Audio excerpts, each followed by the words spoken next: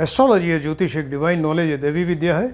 अभी तक हमने आपको बताया कि चंद्रमा यदि कुंडली के फर्स्ट हाउस यानी असेंडेंट या लग्न में बैठे तो क्या फल होगा, इसके अलावा फिर सेकंड हाउस थर्ड हाउस में बैठे तो क्या फल होगा। आज जो टॉपिक है, यदि चंद्रमा कुंडली के फोर्थ हाउस चतुर्थ भाव में अगर बैठेगा तो क्या फल होगा। क्लियर। तो इसके लिए एक तो चंद्रमा के कारकत्व आप देखें, सिग्निफिकेशंस मालूम होने चाहिए, चंद्रमा से क्या क्या चीज़ें मालूम कर सकते हैं।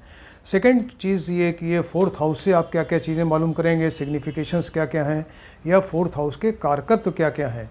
और इसके अलावा फिर ये अगर कोई ग्रह साथ में बैठा है तो उसको देखिए, और यानी कंजंक्शन किसी ग्रह की दृष्टि है इसके ऊपर तो आस्पेक्ट उससे भी फल चेंज हो सकता है। और इसके अलावा चंद्रमा का बल देखना पड़ता है, यानी स्ट्रेंथ कितनी है और कितने डिग्री का चंद्रमा है। क्लियर।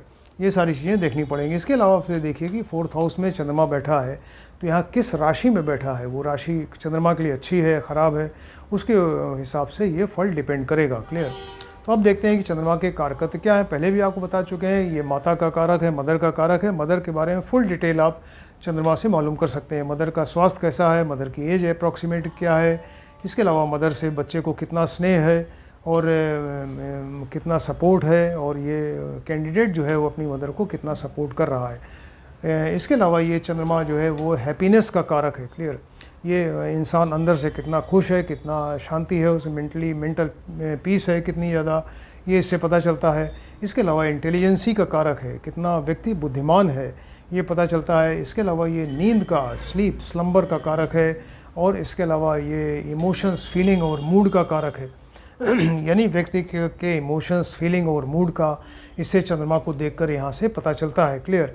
इसके अलावा व्यक्ति का मान सम्मान है, रिस्पेक्ट है, उसकी ख्याति है, रेपुटेशन है, ये सारी चीज़ें यहाँ से पता चलती हैं।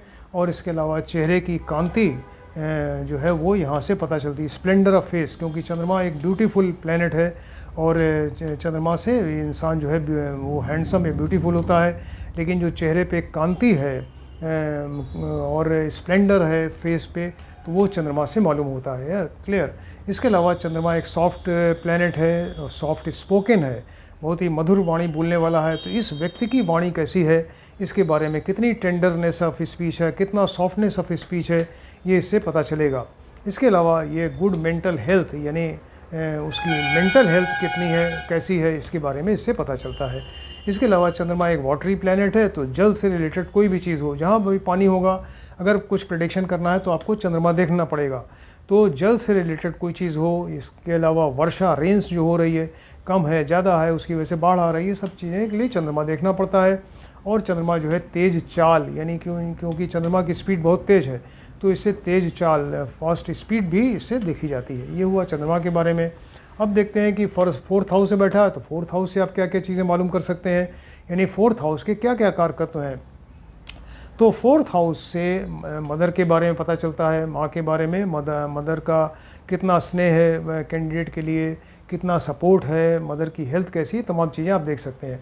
इसके अलावा फोर्थ हाउस से व्यक्ति की हैप्पीनेस, सुख है, शांति है, ये सारी चीज़ें पता चलती हैं। इसके अलावा फोर्थ हाउस से व्यक्ति के ज़मीन, मकान, वाहन, कन्वेंस, यानी जो इमूवेबल प्रॉपर्टी है उसका पता चलता है। इसके अलावा यहाँ डोमेस्टिक एमिनिटीज़, यानी घर में घरेलू सुख सुविधाएं कितनी हैं, डोमेस्टिक कंफर्ट्स कितना ज़्यादा है, ये सारी चीज़ें जो है यहाँ से फोर्थ हाउस से पता चलती है। इसके अलावा दिमाग कितना शांत रहता है, मेंटल पीस है। और ये फोर्थ प्लेस भी जो है ये वाटरी प्लेस है, यानी जहाँ भी जल के बारे में आपको प्रेडिक्शन करना है तो फोर्थ हाउस भी देखना पड़ेगा। राइट। इसके अलावा एजुकेशन का कारक है, 10th स्टैंडर्ड तक की पढ़ाई यहाँ से देखते हैं। और मदर लैंड का घर है, ये जन्मभूमि का घर है कि व्यक्ति यहाँ जन्मभूमि में रहेगा, ये जन्मभूमि से अपने बाहर जाएगा, ये देखते हैं। इसके अलावा ये पब्लिक जनता का घर है, और जो पॉलिटिशियंस हैं उनके लिए स्पेशली ज़्यादा इम्पोर्टेंट होता है कि पब्लिक से उनको कितना सपोर्ट मिल रहा है, सपोर्ट है कि नहीं है, तमाम चीज़ें ये जनता से रिलेटेड यहाँ से पता चलती हैं। हर एक हाउस का अपना कारक ग्रह होता है, तो ये फोर्थ हाउस का भी कारक ग्रह है। और सिग्निफिकेटर या केयर टेकर, इसके 3 कारक ग्रह हैं, चंद्रमा, बुध और शुक्र। चंद्रमा, बुध और शुक्र इसके कारक ग्रह हैं। क्लियर। अब देखते हैं कि यहाँ पर चंद्रमा किस राशि में बैठा है। चंद्रमा सपोज अगर अपनी उच्च राशि या 2 नंबर वृषभ राशि या टॉरस में है, या स्वराशि 4 नंबर कैंसर या कर्क राशि में है, तो ये बहुत बढ़िया फल देगा। ऐसा व्यक्ति जो है बहुत ही रिच होता है, बहुत ज़्यादा रिच और अट्रैक्टिव पर्सनैलिटी इसकी, और मकान, ज़मीन, वाहन, इन सब का बड़ा सुख होता है। मन बड़ा शांत रहता है, पीसफुल माइंड, और अंदर से खुश रहता है, और सारी भौतिक सुख सुविधाएँ इसको यहाँ उपलब्ध होती हैं। इसके अलावा ये मदर से इसका रिलेशन बढ़िया होता है, मदर से फुल सपोर्ट होता है, और मदर का स्वास्थ्य भी अच्छा रहता है। ऐसा जातक बड़ा दयालु, परोपकारी और मिलनसार टाइप का होता है यहाँ पर, राइट। और समाज में बड़ा इसका मान सम्मान और लोकप्रिय होता है। और इसके अलावा ये जनता से इसको फुल सपोर्ट मिलता है। अगर ये अच्छी राशि में है तो चंद्रमा यहाँ बैठा है तो जनता से फुल सपोर्ट मिलता है। अपना कैरियर जो है वो जल से रिलेटेड कोई चीज़ हो, या डेयरी हो, या फिर वो कोई लिक्विड केमिकल है, उससे रिलेटेड कुछ अपना कैरियर बना सकता है, क्लियर। इसके अलावा सर्विस है, व्यापार, क्योंकि यहाँ से डायरेक्ट दृष्टि ये कर्म के हाउस पे है, तो सर्विस है, व्यापार है, उसमें ये सफल होता है। अब देखते हैं चंद्रमा अगर सपोज नीच राशि में है, 8 नंबर राशि इसकी स्कॉर्पियो, वृश्चिक राशि या शत्रु राशि है, 10-11 शनि की राशि मकर कुंभ, अगर उसमें बैठेगा तो ये अच्छा फल नहीं करता। इसका मन बड़ा अशांत रहेगा, मेंटल पीस नहीं रहेगी, एंग्जाइटी, टेंशन रहेगा। इसके अलावा ये बड़ा दुखी रहेगा, बेचैन रहेगा, और एक भय का एक फीलिंग आती है, डर की फीलिंग रहती है इसके अंदर, और फीलिंग, इमोशंस, मूड इसके सब बड़े डिस्टर्ब रहते हैं। बार बार इसको घर बदलना पड़ता है, घर, मकान, ज़मीन, मकान और जो वाहन उससे रिलेटेड परेशान रहता है, और उसको मिलने में दिक्कत, या फिर उनकी वजह से कुछ परेशानी होती रहती है। पैतृक संपत्ति मिलने में इसको प्रॉब्लम होती है, या पैतृक संपत्ति नहीं मिलती, क्लियर। शिक्षा में बाधा आती है। ये तमाम चीज़ें आप देख सकते हैं यदि चंद्रमा यहाँ पर नीच राशि या शत्रु राशि में बैठा है 4th हाउस में।